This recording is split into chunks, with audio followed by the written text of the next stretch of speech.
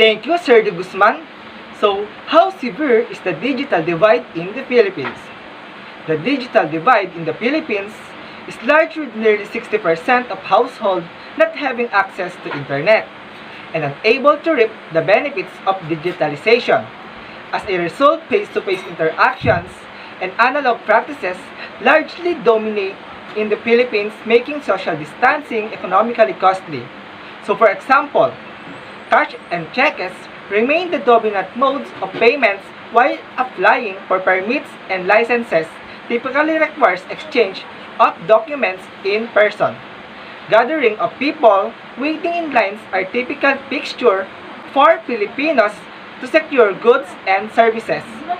The COVID-19 pandemic underscored the importance of digitalization for economic and social resilience. COVID-19 restricting mobility and economic activities around the world, and the Philippines is no exception, as mobility restrictions and social distancing measures limit face-to-face interactions and activities. The availability of affordable digital technologies has emerged as a key determinant of resilience. Indeed, digital technologies allow business, the government, and schools to pursue operations online rather than completely shutting down. E-commerce and digital payments have permitted business transactions to continue and goods to be delivered. Online communication platforms have facilitated home-based work, virtual meetings, and remote classes, and government agencies in many countries have used online process to quickly deliver social assistance to vulnerable households. Unfortunately, not all countries have been able to leverage digital technologies to their full extent because of poor access. In the Philippines, COVID-19 has accelerated the adoption and use to digital technology. However, digitalization is largely constrained by the country's low high-speed broadband penetration, which lags behind neighboring middle-income countries. So how does digital divide affect people's lives? Those who find themselves on the wrong side of the digital divide, including low-income people, those with less formal education, rural populations, the elderly and older workers, minorities suffer. Further economic, social, health, and political disparities resulting from this connection. The digital divide has a tremendous impact upon the culture and the people every region. Technology affects every culture in different ways, sometimes for the better, sometimes for the worse. But technology changes culture forever. For example, in the Philippines, a technology-rich country, components that create cultures like relationships, communications, and art have been dramatically changed by technology. However, it seems like some specific customs and cultural traditions have remained unchanged. Can you imagine your life without the internet? Try imagining if you had never used a phone before. This is a reality for some of the poorest nations affected by the digital divide. So because they do not have access to technology, people in technology-poor nations suffer. However, in order to bridge the digital divide, people need access to technology. For example, below is a video of a rural village in the Philippines that just had access to a telecommunication center. This telecommunication center will have a huge impact on the people's cultures and education. So always remember, technology brings cultural changes to each country it touches. However, let us hope that some customs and traditions remain unchanged and preserved. So next, how many students did not enroll in the Philippines in 2020 because of this problem? Manila, Philippines, an SWS survey suggests around 4.4 million school-age Filipinos were not enrolled in school in late 2020 as learning shifted to the modular mode. According to the local pollster, 87% or 29.8 million of 5 to 20 years old were in school, but another 13% were not. Students aged 18 to 20 made up 40% or 1.76 million, while children aged 5 to 6 comprised 15% of the total. Another 13% not in school were aged 16 to 17, while those between 12 and 15 years old and between 7 and 11 made up the rest. The SWS survey ran from November 21 to 25 of 2020 and had 1,500 adult students who were asked if each of their household members between 5 to 20 years old was enrolled. It had 600 participants in Balanced Luzon, while 300 each in Metro Manila, Visayas, and Mindanao that yield at positive negative 2.5% sampling margin of errors. Classes under distance learning for some 25 million students began in October 2020 with the enrollment figures down by 2 million from 2019 according to Education Department figures. The numbers of college students enrolled, meanwhile, is unclear since the Commission on Higher Education has not published figures.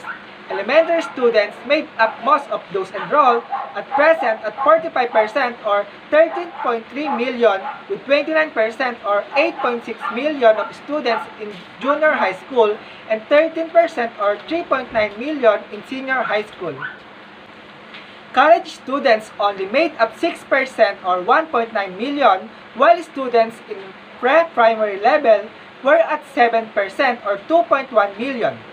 So, because of the digital divide, many students did not enroll in the Philippines. Because of one of the challenges of modular learning is no signal.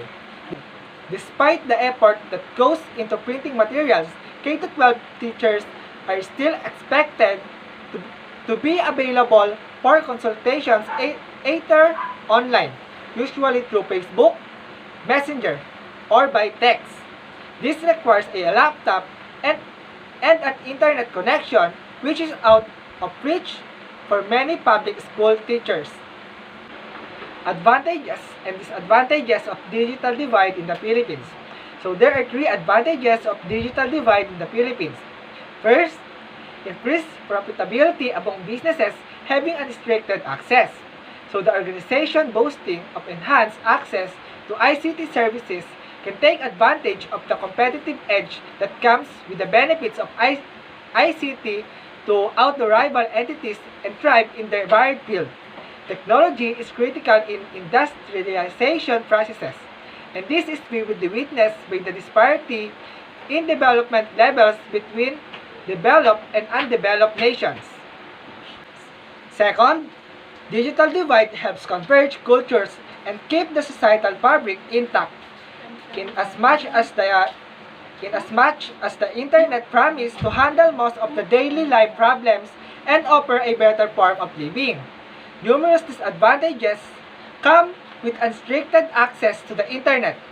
Some of the content in the website may not be suitable for given groups of people, thus withholding access is essential in maintaining virtues of a conversative society.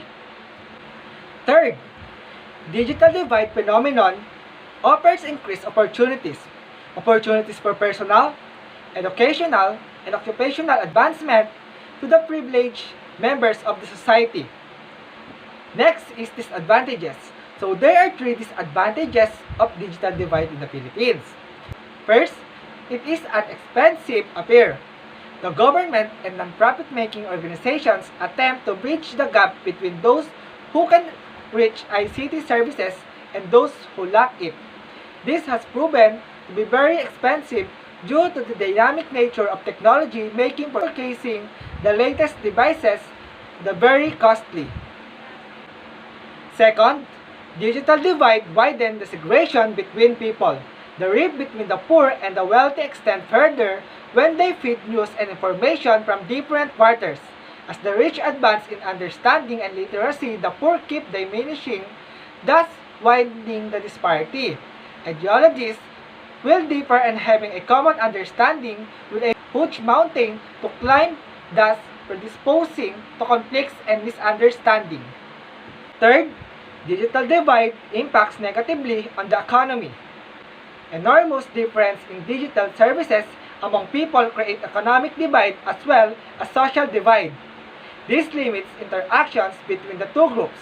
Also, the digital divide can be attributed to the rise in crime level because the people lacking such services will engage in unscrupulous activities to acquire the latest technology.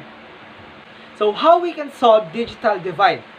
So there are top 5 digital divide solutions. Later, I will discuss these 5 solutions. So the interactions between people and computers has increased in the past 2 decades as technology advances. The ability to access computers and internet has become crucial for society. Unfortunately, people still lack access to modern technology and the internet. So what are the solutions to the digital divide? First, are there any possible solutions to the digital divide? Well, yes, there are. To decrease the digital divide gap, we must tackle the problems of poverty, low education levels, and poor infrastructure. So, first solution is increase affordability.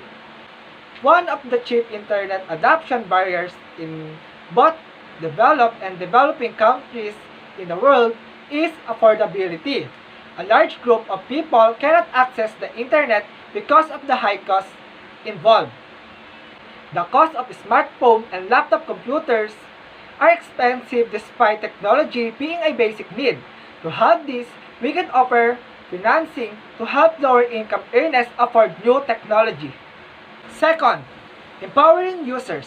To see the full potential of the internet and its impact on the world, we must take advantage of its capabilities. Mostly of the people who use the internet have a limited understanding of some of its uses cases. For instance, Google helps people find information that they would not have access to. An issue that broadens the digital divide is participation inequality where users lack the skills to use it. Third, improve the relevance of online content. According to research, the top barrier to internet penetration in developing countries is relevance. This is because, in most cases, people cannot find content, online services, or web and mobile application in their primary language. Moreover, most people in rural areas lack the necessary prerequisite education to understand a lot of online content. Fourth, internet infrastructure development.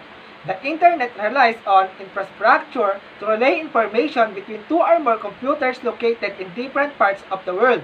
Lack of proper internet infrastructure, which is the case in many third world countries, means either poor internet connection or no internet connection at all in those parts of the world. Number 5. Address gender gap in internet access. The statistics on internet usage carried out in 2016 showed that there are 250 million fewer women online than men. The majority of these women lives in Philippines. This means that in order to overcome the digital divide, a special focus has to be placed on women to bring their usage closer to or at par with that of men. On the other hand, addressing the issues of poverty, relevance, and public awareness will also considerably address the plight of women without access to the internet. In conclusion, the problem of the digital divide is just a symptom that points us to a much deeper problem in our economic development. And this is a problem that characterizes both the developed and undeveloped nations in the world. Once the economic challenges of low education levels, poor infrastructure development, and low equality of life, income levels are addressed, the digital divide will be eliminated. That's all for today's class. Thank you for listening. For the continuation of our lesson in this particular unit, we will be uploading another video presentation next meeting. See you!